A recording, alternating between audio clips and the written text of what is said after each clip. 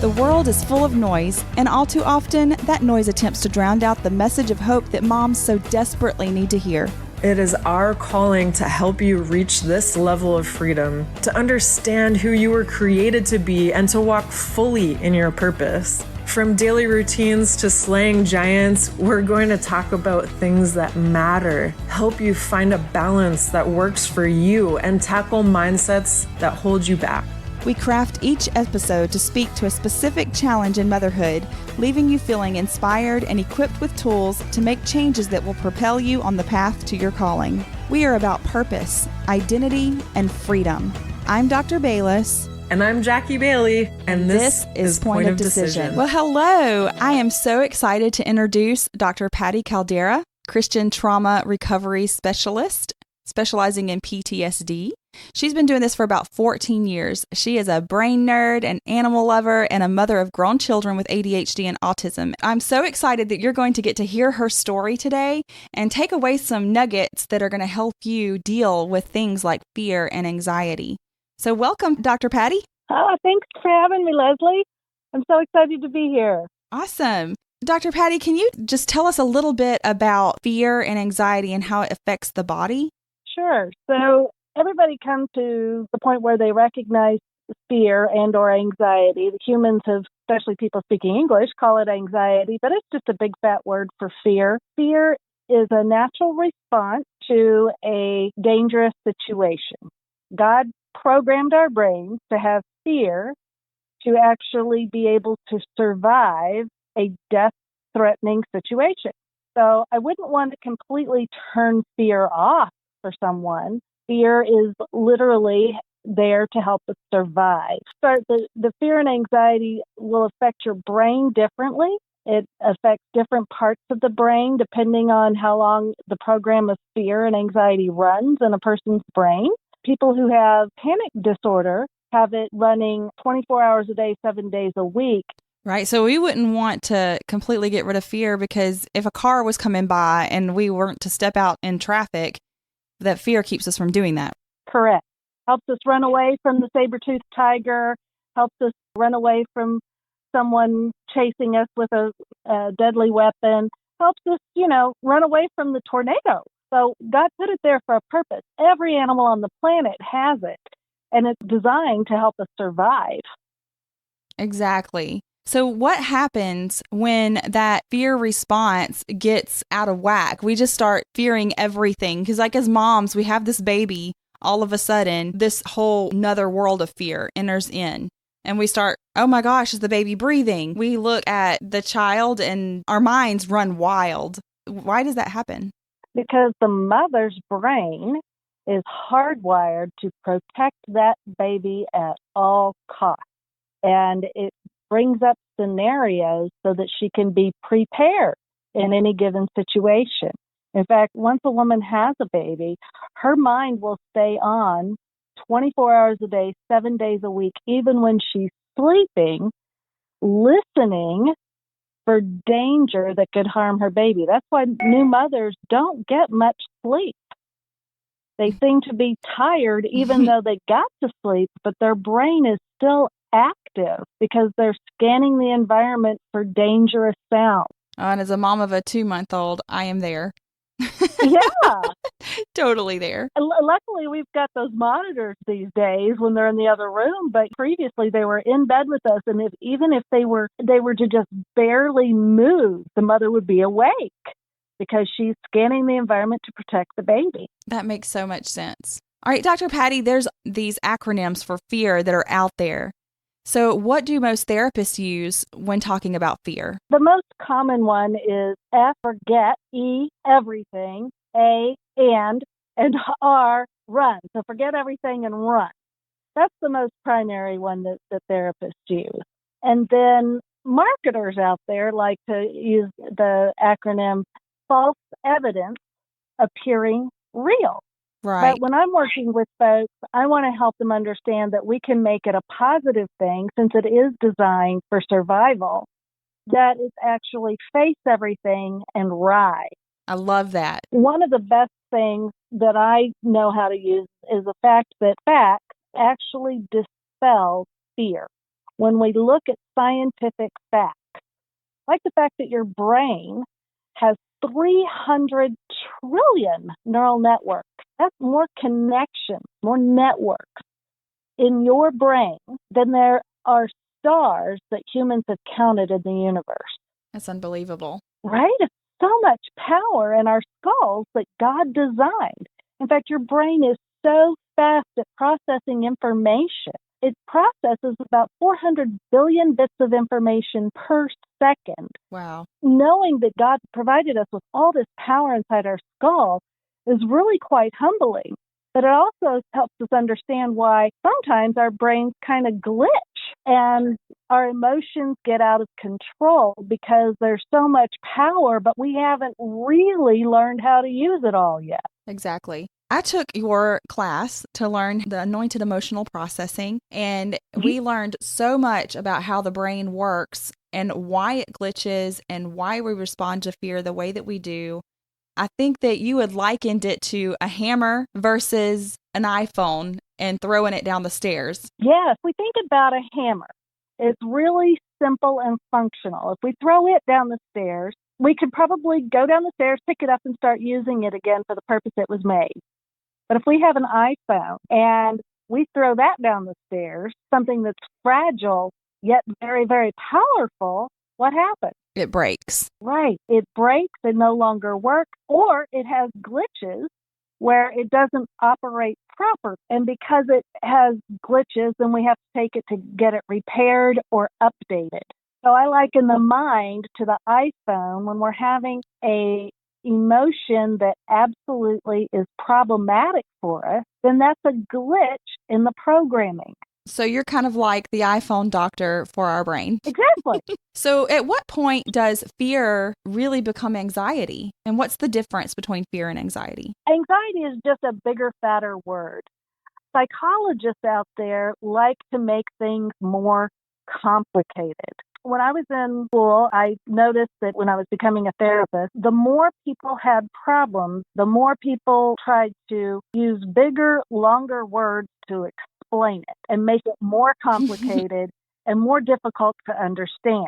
And I thought, this is just getting ridiculous because there's thousands of extra words now, and it makes things so difficult. And then I was working with children with learning disabilities, and I'm like, now I have to take all this learning of these big fat words and try to help a child that has a limited vocabulary. I'm like, wait a minute. Wouldn't it be easier if we went the other direction? Let's get down to the 6 basic emotions and address those at the root cause. What are the 6 basic emotions? So happy, sad, mad or angry, fear, guilt, and grief. Awesome. And in our class, you gave us this wheel that had those 6 basic emotions, and it branched out from there. Do you use that wheel with your client? I don't typically use the wheel with clients. I just figure out which of those 6 basic emotions that they're having the most problem with, and whatever word they're using for it, I'll point out which of the 6 it actually is so that they can, at a subconscious level, understand how simple it really is and how we can fix it together. It's really just learning that fear is the basic emotion that we're going to deal with, that anxiety is just a bigger, fatter word. It's more complicated. We want to go the opposite direction and simplifying it so that our inner child, our inner 3-year-old can understand it. In the basic way that we describe our fear response and the effect that it has on the body, you told us a story that was really interesting to know how the mind was designed. Yeah. And how we don't always operate under that design. Right. We're not fully conscious of it, that we're operating just like every other animal on the planet. Let's take a look at a rabbit. There's a rabbit out in the woods, and she's enjoying the most delicious carrot of her life. It's crunchy. It's sweet. It makes her mouth water, and she's enjoying every nibble. Along comes a wolf. Now, most people would look at the scenario and say, wolf's going to put fear into rabbit. And I say, wrong answer. Actually, if we take a look at the rabbit's mind, her mind is bringing to her attention impending danger. And that impending danger makes her mind and body motivated, alert, and powerful. Because that is happening in her mind, that mind actually ignites fear. What is fear? Fear is a chemical and electrical reaction within the limbic system of the brain that releases two primary chemicals, adrenaline and cortisol. Now, those two chemicals are a little weird because they're exact opposites of one another in their effects on the body. Rabbit sees wolf. Is she thinking about the carrot anymore? No, it totally disappears from view. The only thing that has her attention is wolf, and she immediately bursts into action, running towards her hidey hole. Now, every rabbit is born with an innate knowledge that you don't run or travel outside a certain radius from your hidey hole. Otherwise, you might become lunch. That's kind of cool the way God designed that, right? Yes. So rabbit runs to her hidey hole. Now, what causes her to run? Fear. Well, it's not actually the fear that's causing her to run. It's actually her brain responding to the wolf. So the wolf activated her mind to release the chemicals of fear to make her run. Those two chemicals make her motivated, alert, and powerful. It causes physiological response in her heart racing, starts pumping faster, right? It also causes her to breathe faster, bringing more oxygen into the system to oxygenate the blood. As the heart pumps faster, it takes that oxygenated blood down to the adrenal glands to pick up the adrenaline. Then it powers it to one part of the body first. Do you know what part of the body it is? A leg, so she can run faster. I'm glad I didn't answer that because I was thinking her digestive system. I'm waiting for her to poop. Not yet. So you're right. It actually causes her heart rate to increase, her breathing to increase, her adrenals to increase, but to take all the power into the leg so she could run faster. And then God activates both her digestive system and her perspiration system. Now, I wonder why God would make her sweat as she runs. That's a good question. So in humans, we sweat on our feet first, and then in our armpits, and then our groin, and then anywhere else. And for humans, it's for natural air conditioning system. Keep us cooler so we can run faster longer. But for rabbits, they only sweat in one particular place, especially first. It gets really, really sweaty. Do you know where it is? I have no idea. The bottoms of her feet for natural traction in the dirt so she can run faster. Oh, she gets instant Nike. Oh, that makes sense. So she gets instant Nike from the perspiration in her feet so she can run faster, get down in her hidey hole so the wolf can't eat her. It works perfectly for her every single time, unless she's too far from her hole, and then she might become lunch. As she's running, God also activates her digestive system. Have you ever noticed that people who have ever taken an antidepressant or an anti-anxiety pill also have digestive issues? Almost every single one of them do. So God activates the digestive system of the rabbit as she's running, or he's programmed it into her brain and her body to respond this way. I wonder why he would do that. Great question. Well, it's because as she runs, she poops to make her body lighter so she can run faster. And sometimes she pees too because, that's weight too. So she runs faster because she's physically lighter, but that pee and poop actually slow the wolf down, who has a bigger olfactory system, who is distracted by the pee and the poop, trying to get chemical information to tell him, hey, you don't want to eat me. I might be sick. And the wolf's interested in learning, hey, is this rabbit sick? Because if she's sick, I don't want to eat her. Exactly, because then it would make him sick. Exactly. Have you ever noticed that the predators in the wild will not eat an animal that's already dead, except for vultures and other carrion animals?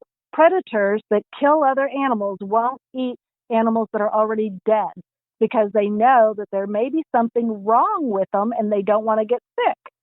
God naturally puts that information into their brain. So it's interesting that as rabbit runs, she releases urine and poop so that the wolf slows down. She gets in her hidey hole.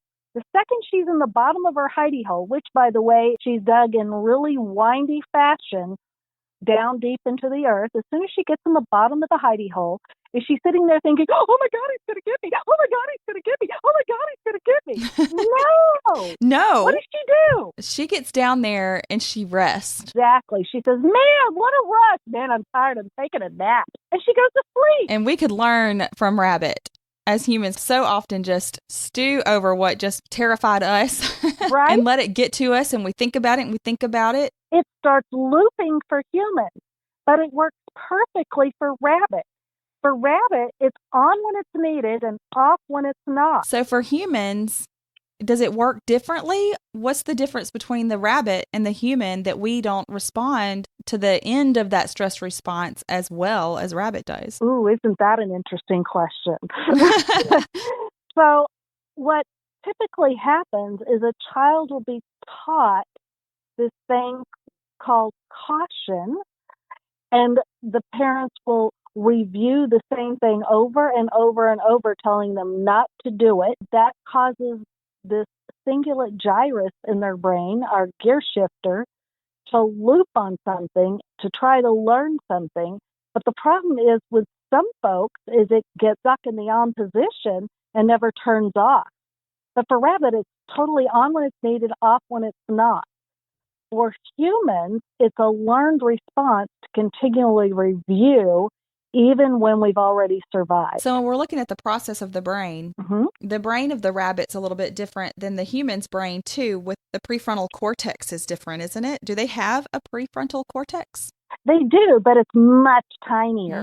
And that's where we make decisions, is our prefrontal cortex. Is that correct? Well, it gives us logic, rationality, judgment, and forethought, and then files everything to the director as to where it's going to file stuff in the back part of the brain called the parietal lobe. And then ours is bigger. Ours is much bigger. So how does that affect us when we're trying to release this fear and anxiety? And what can we use this information for in order for us to think about something rationally and know that this paper I'm writing is not going to eat me? That's where we have to recognize who we actually are, that we're a soul driving this body, this brain, that we are actually in control of the brain, that we are not just doomed to live off the chemicals and electricity that are produced in the brain. And thank goodness for that. Right?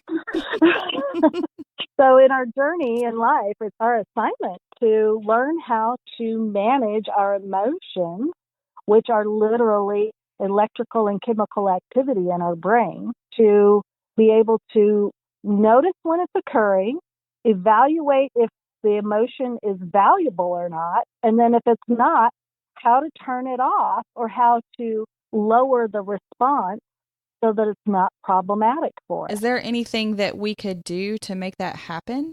So one of my favorite things to use are essential oils. Medications are helpful, but the problem with the majority of anti-anxiety medications are that they are benzodiazepines that actually cause holes in the brain. Oh, my goodness. Personally, I don't want anybody to have a problematic brain because it's got holes in it because it's been caused by a chemical that's not beneficial. So I like to use essential oils first.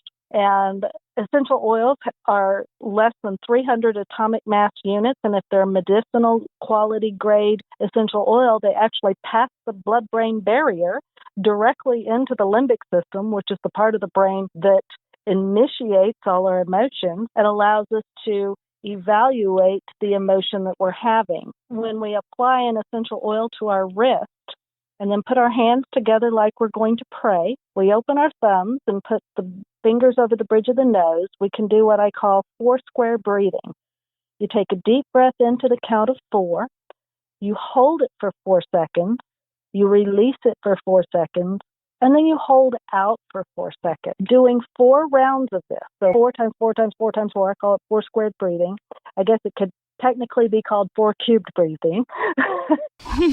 Allows the essential oil to cross the blood-brain barrier and lower the electricity in the limbic system of the brain, giving the person time to think and evaluate their surroundings so that the electrical system in their body calms down. Then they feel calmer and can think better so that they're no longer panicking. That's awesome. I've actually had it where I've used an oil to wave under a person's nose while they were having a panic attack, and the panic attack stopped within 20 seconds of them smelling the oil because it allowed their brain to slow down so that they could actually think. And that makes all the difference in the world, because when we're in that stress response, our thinking becomes emotional before it's rational. Correct. Okay, so when we were in class, you talked about how the brain works and how the limbic system works, and there's a itty bitty little, we probably talked more about this when we were talking about anger. I don't remember what it's called. And it connects the prefrontal cortex to the limbic brain. What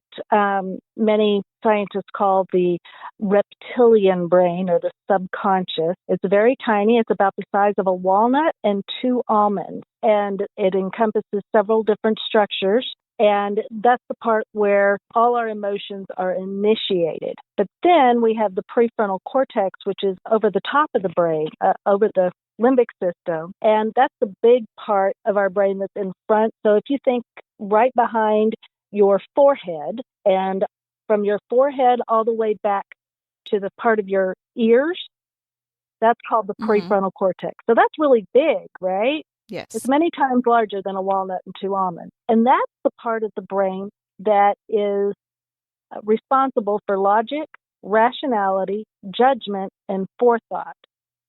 So that's all the stuff that humans value the most, right? And because they value it the most, they think that that's the part of the brain that everybody should have the most of.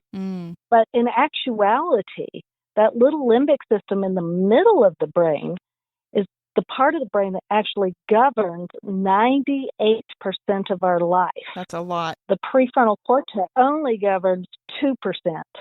And the fact that the prefrontal cortex is so much bigger and sits over the top of the limbic system, only 2% of 2% of 2% is actually in contact with each other, which provides a really teeny tiny channel for information to get through. Yes. When we have traumatic events or we have excessive fear events occur, that little bitty channel is so tiny, and we've got all this electrical activity involved with chemicals going on that we effectively disconnect that prefrontal cortex with all that electricity and chemicals completely. I call it flipping your lid. And that's really what we do. Yes. And when we're in a panic, we flip our lid because we no longer can think logically, rationally, have any forethought. We aren't thinking with that part of the brain, the part that humans value.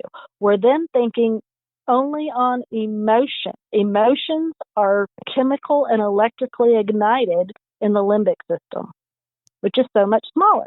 And that's where we start reacting rather than responding out of rational thought. Correct. Then we are only using our emotions to respond, which then is really a physical response, and it's happening inside our body. So is there a point where we can feel this coming on where we know, hey, I need to grab an essential oil, or I need to do this 4-square breathing, and I need to bring myself back down to a level of where I can think rationally? Is there a point where it becomes a flipping your lid point versus, okay, I'm still able to think rationally and I'm going to behave so that I do not flip my lid? Yeah, so that's what I do in my office is I help people recognize their somatic response to an emotion. One of my favorite ways of doing that is I have a real pretty little magnifying glass, and I have them think of the last time that they experienced the problematic emotion, and then I have them run the magnifying glass all over their body until they find the place where it feels vastly different. For some people, it may be the prickling of the back of their arms. Some people, it may be the nausea in their stomach that's threatening to come up through their mouth. For some people, it may be that their knees feel like it's on fire. It just depends on what emotion is being problematic in the moment. But everybody has a somatic or body response to any problematic emotion. Once they can recognize what the sensation in their body is, and the first one that they feel is the one that is their red flag saying, hey, you're about to lose it. Mm-hmm. once they can identify that, then they're able to be more focused on it and head it off at the pass by going, oh, wait a minute, I know that feeling.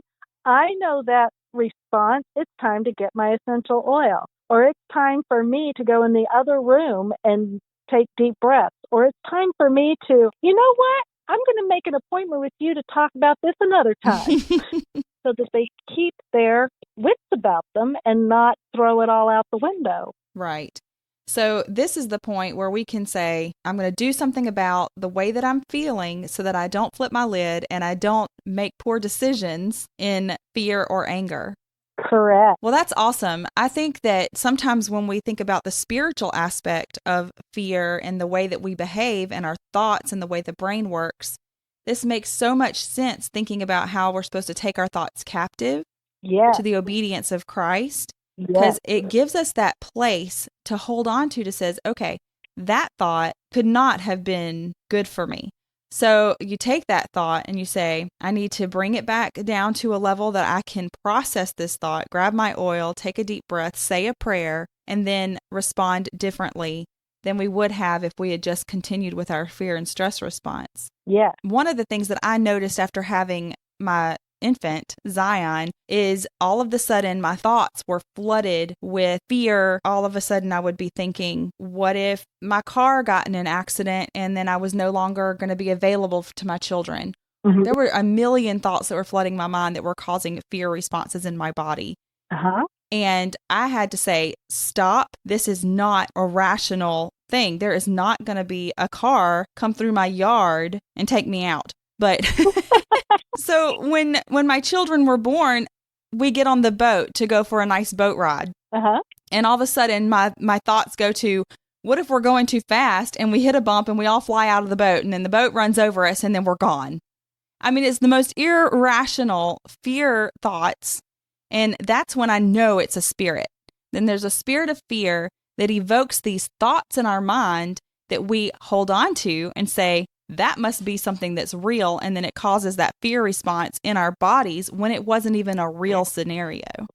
The other thing that ignites that is changes in hormones. Hormones have a lot to do with how vivid our thoughts are and our dreams are and our waking scattered thoughts, or not even if they're scattered, if they just flowed into worse and worse and worse thinking. When we're moms, we have a lot more hormones going on in our mind, and they actually have a lot to do with how vivid those thoughts are. When we can recognize that, oh, these are really weird chemicals that are like making a cocktail that's perfect for the fear response of me running a 5-mile marathon. Right now is not a good time for that. I think I'll sit down here and take a deep breath instead. Yes. And by recognizing those things, we can make the decision to take a deep breath, say the prayer, grab the oil, whatever tool is in our tool belt to help us to come down from that anxiety attack. Yeah. And many times just looking around and going, okay, the sun is shining. The water is nice and calm. There's nobody jumping on the boat with me to throw me overboard or any of my kids. We've all got our life vests on. We've made sure that every possible safety thing that needs to be done has been done. So it's now me recognizing that it's an irrational thought. Now, many of us have irrational thoughts just pop into our mind out of nowhere on any given day. And most of the time we look at that thought that's irrational, like, I wonder what it'd be like if I wasn't here. Weird thoughts. And we think, where did that come from? And we discard it and we go on really easily. But if we have a lot of hormones or we have a lot of brain chemicals that are off, then we start thinking about it more and more and more, which creates the feeling of it getting bigger, bigger, bigger, and causes the emotional, electrical, chemical reaction to get worse and those somatic responses in our body to get bigger and then end up with a panic attack. So once we recognize the beginning of that somatic response that I have is the backs of my arms feeling really prickly, oh, you know what? I'm going to not let that happen. I'm going to sit down and think about what's actually happening. One of the best things a person can do is say out loud, what's actually happening? Oh, the sun is shining. The water is fine. We've got all the safety measures in place. I love that example of just saying out loud the reality and to connect with that reality. And as a verbal processor, sometimes until I say something out loud, it feels differently on the inside. Yeah. It's another way of thinking of that in our life is a journey, and we're learning everything there is to learn, not only about the environment around us, but the environment inside of us, our body. Yes. So the assignment as a Christian soul, is to recognize the program that's running and determine if running away at any given moment is effective in actually making us survive. And if it's not, then learning how to turn down that somatic response. And that's an assignment from God, because He wants us to learn how to utilize our bodies and our minds well. Yes, it's all about stewarding what He gave us well and learning how to use it in the positive way. And our children need us to be on it too. They don't need us to be operating from fear response or anxiety all of the time. Yeah. I heard a story of a mother who was very, very afraid of the water. And she took her son to the ocean, and they would enjoy it from the beach side, but she would not let him get into the water because she was afraid. Mm-hmm. But she would not let him go with, I think it was the youth group. And he asked her, please let me go. I promise I'll be safe. There's people there. There's lifeguards. Nothing's going to happen. And she says, no, I cannot let you go be by the ocean unless I can be there myself to protect you. Basically, she went to a therapy session, and they went back into a memory to find where she first felt that intense fear response, especially with water. Uh-huh. And she had witnessed her mother almost drowning when she was about 4 years old. Uh-huh. And she got stuck in that looping and that trauma of watching her mom almost drown. And when she made the connection that her mom, one, didn't drown, but that trauma did not connect to the current situation. Right. And so she was able to break that connection and not have fear about the water anymore because she realized where it was coming from that particular trauma. And that's her aha moment. Yes. So I guess I bring up that story just because sometimes the responses that we're having is due to the trauma. Uh-huh. Is there a defining moment where that trauma can be released, or does it take years of therapy in order to get to the point where you cannot respond from fear anymore? So the majority of people go through some sort of trauma in their lifetime, and some of them naturally process it through easily. When a trauma becomes stuck, sometimes consciously and sometimes subconsciously, it can create a malfunction or a glitch in their response system. And that becomes an irrational thought or fear that causes problems from them going forward. With the lady you were talking about, it was related to water. But can someone get over it spontaneously? The answer is yes.